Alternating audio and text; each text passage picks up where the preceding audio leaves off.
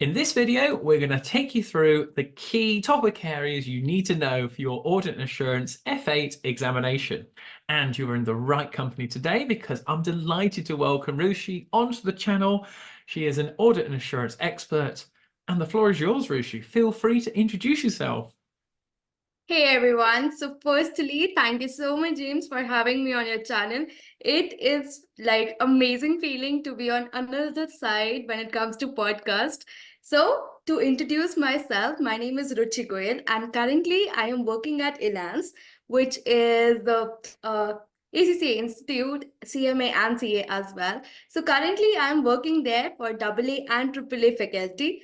So this would be my introduction. And recently I have left my job from EY GDS. I was there an auditor too. So yeah, my profession has carried it to my passion now. Fantastic. Well, we're going to go through some top tutor tips from Rushi on the key topic areas that if you wanted to treat yourself to the audit and assurance exam, what do you just have to know? So Ruchi, what if I'm a student, audit and assurance, Yeah. I've just got my book, I've just got my lectures, recordings. What are the key things you need to know going into that exam?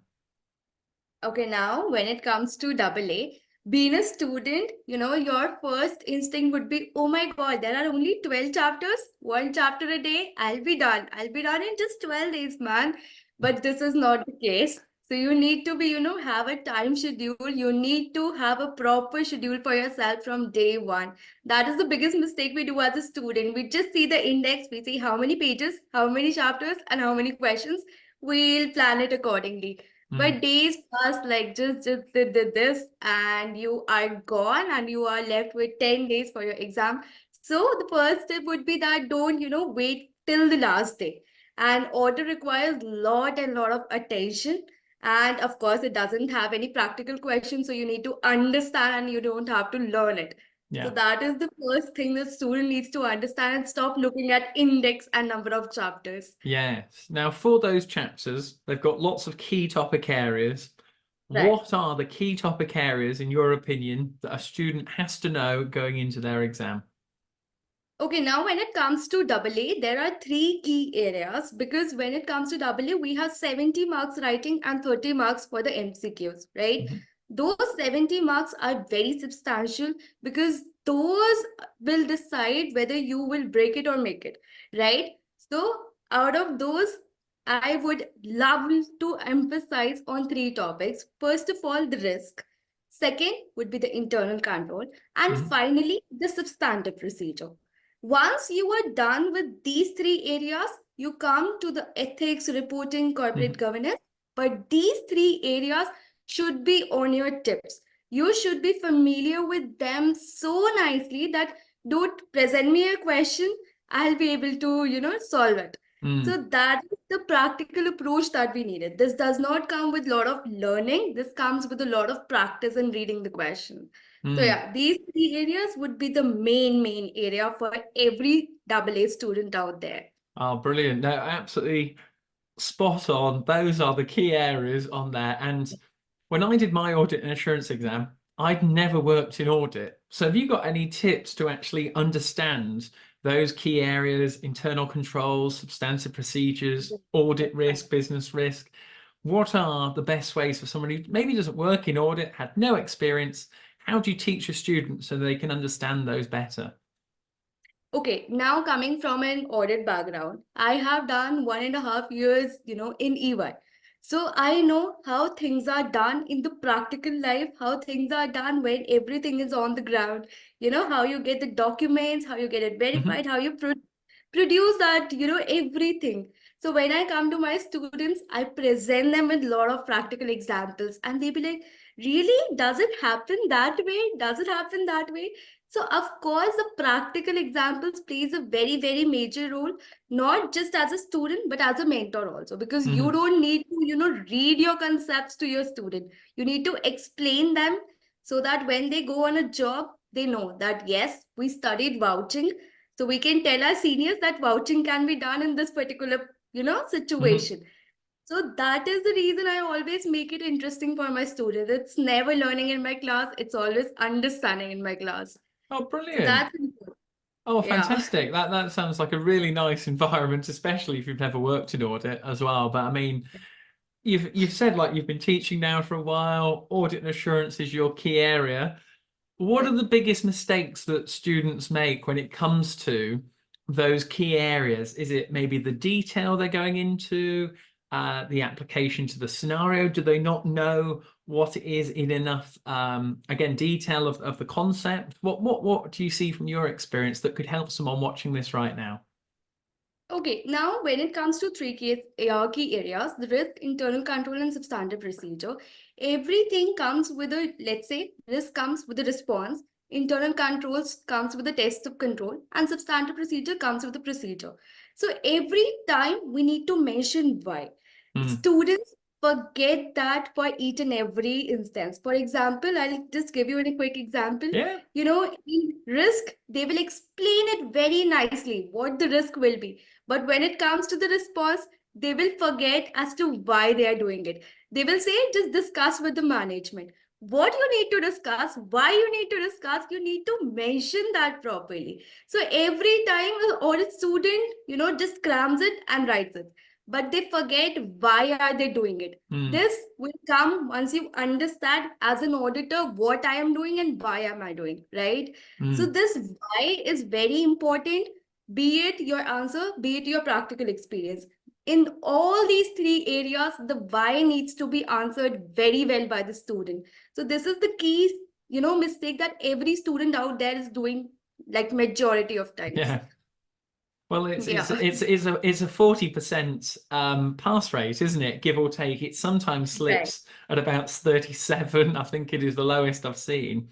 But I completely agree because it's usually 2 marks per point, and it's the first mark is give or take, like identify it, relate it to the 100%. scenario. And then the Right. second one, which is the difference if you pass the exam or not, is the why and Why? explaining it and the detail that you go into from there as well. You touched on at the start about ethics. And in audit, ethics is really, really key. So, what are the areas of ethics that you would recommend a student to be aware of before their examination?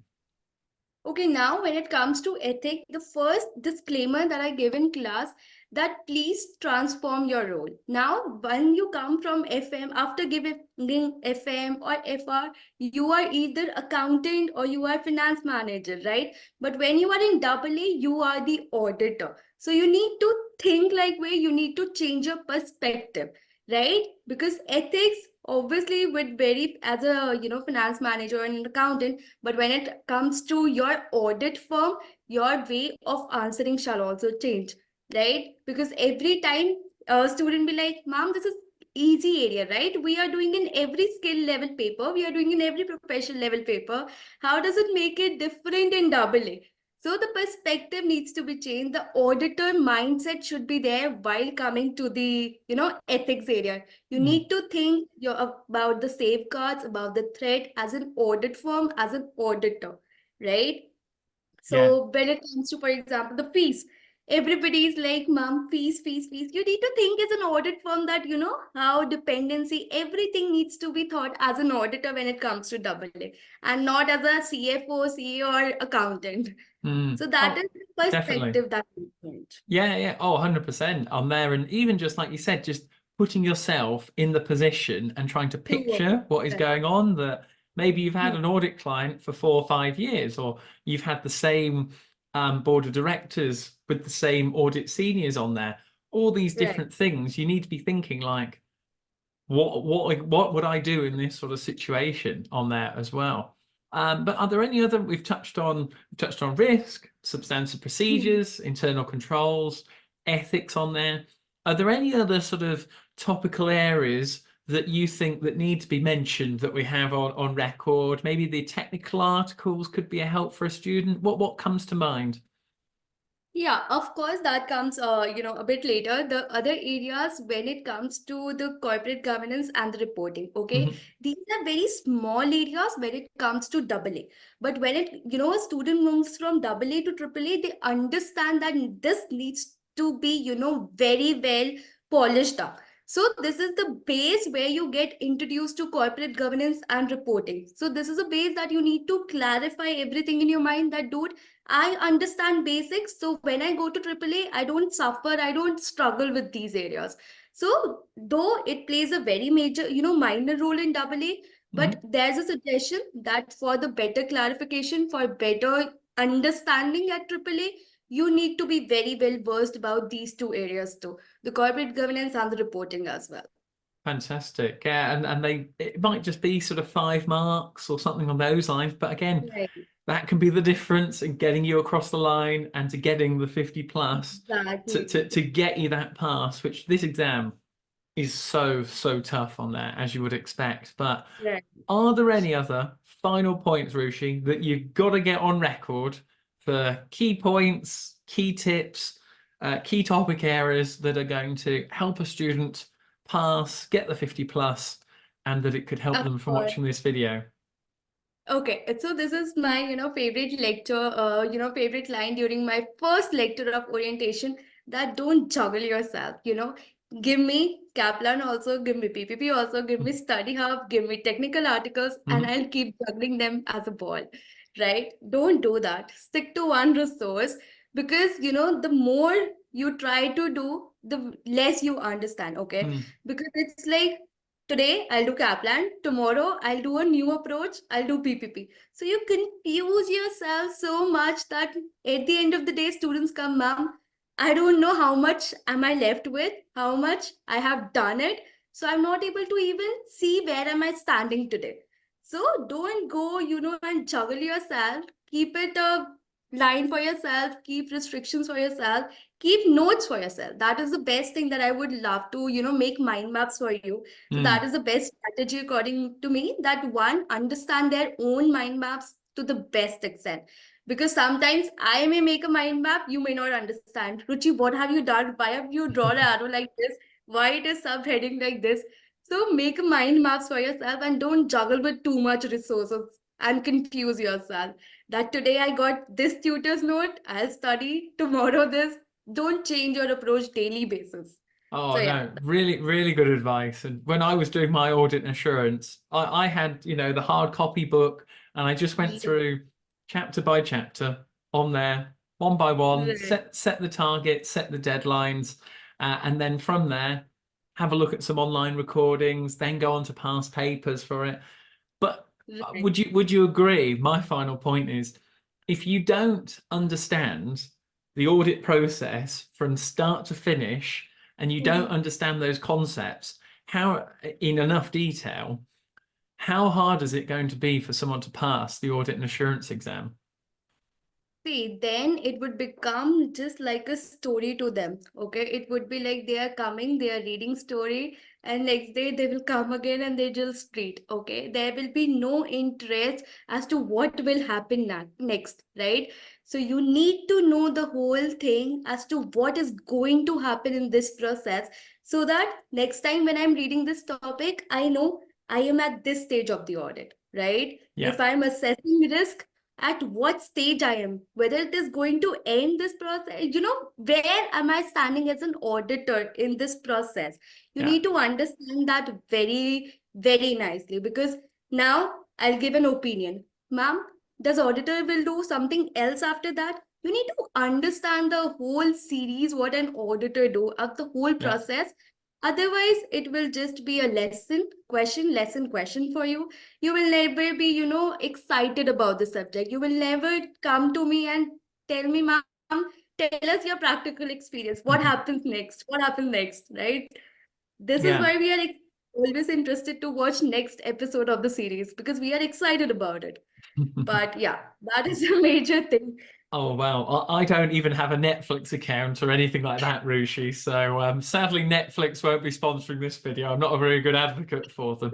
But I have to say though, thank you so much for all of your insights today, Rushi, taking us through all those key topic areas. Guys, what I'm going to also do is I'm going to put Rushi's details in the description of the video down there. Feel free to check out her content, LinkedIn, connect with us both. And if you've got any questions, be sure to leave us a comment at the bottom. We'll be more than happy to help on there. Any final Thank words, you so Rushi? much. You want to say anything to the Thank guys you who've watched so to this much. point? Thank you. It was great experience. Thank you so much once again for having me. Thank you guys for watching it. Oh, well, the pleasure's mine. We'll leave a couple of audit and assurance videos at the end, so make sure you like and subscribe for more, and we'll see you in another video soon. So thank you very much. Thank you.